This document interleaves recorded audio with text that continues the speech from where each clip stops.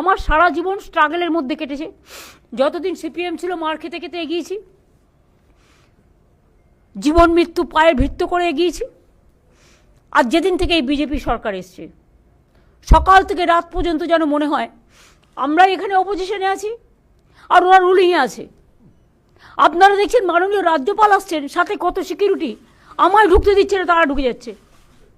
Even একটা parliament অ্যাসেম্বলিতে system আছে, এটা ওনার দোষ নয়, আসলে ওরা জানে না। আরে নিয়ম হচ্ছে গভর্নর, স্পিকার সাহেব যান, গভর্নর যান, পেছনে চিফ মিনিস্টার। আমি আর কিছু বললাম না, ছেড়ে দিলাম, কি আর হবে। আমি বললাম ভাই ডেরো মাত, ইধার মে কুছ নেই হোগা, কই নেই। তো যাই হোক, ওরা সিকিউরিটি নিয়েছে, সিকিউরিটি নিয়ে আমি কোনো কথা বলবো না, কারণ security I cannot compromise with the security.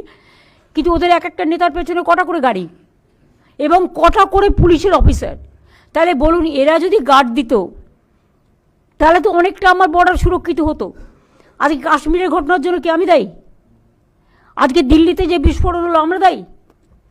Pahalgaon ঘটনার জন্য আমরা দায়ী? পার্লামেন্ট অ্যাটাকের জন্য আমরা দায়ী? গোয়ায় আগুনে পড়ে মৃত্যু হয়নি?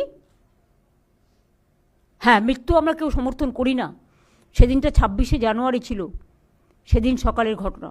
সঙ্গে সঙ্গে ববিকে পাঠানো হয়েছে, রুবি আমাদের অরূপকে পাঠানো হয়েছে। ফিরদৌসিরা সারা রাত ধরে মুসলিম ছেলেরা খেটেছে। এটা একটা প্রাইভেট কোম্পানি, তাদের উচিত ছিল না এতগুলো সিলিন্ডার রাখা। আপনারা তো দেখেছেন, আমি যখন রুপটপ ভিজিট করতে গিয়েছিলাম, আমি বারবার বলেছিলাম যে আপনারা রুপটপটা খালি রাখুন। আমি কারো বিজনেস নষ্ট করতে যাইনি, ওদের সেফটি সিকিউরিটির জন্য বলেছিলাম। কত গ্যাস সিলিন্ডার দেখেছিলাম একসাথে আছে, কিন্তু ওরা কোর্ট থেকে অর্ডার নিয়ে এসছে। আমাদের হাত পা তো বাধা হয়ে যায় না কখনো কখনো, কোর্ট যদি স্টে করে দেয়।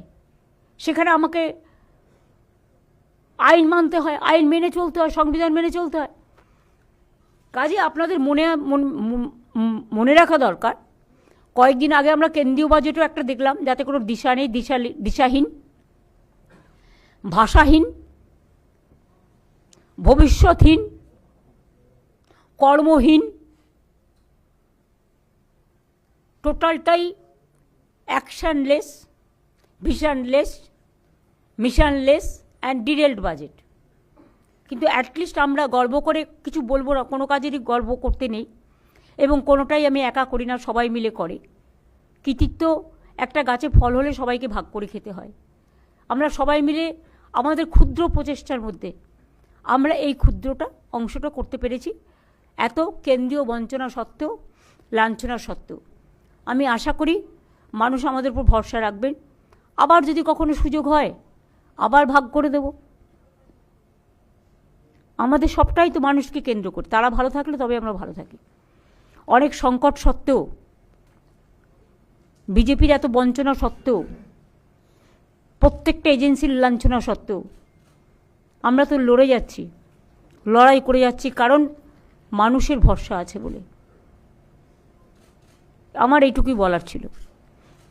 এরপরে আপনারা কিছু জিজ্ঞেস করলে আমি নিশ্চয়ই উত্তর দেবো, এর জন্য আমার টেলিপ্রম্পটার দরকার নেই।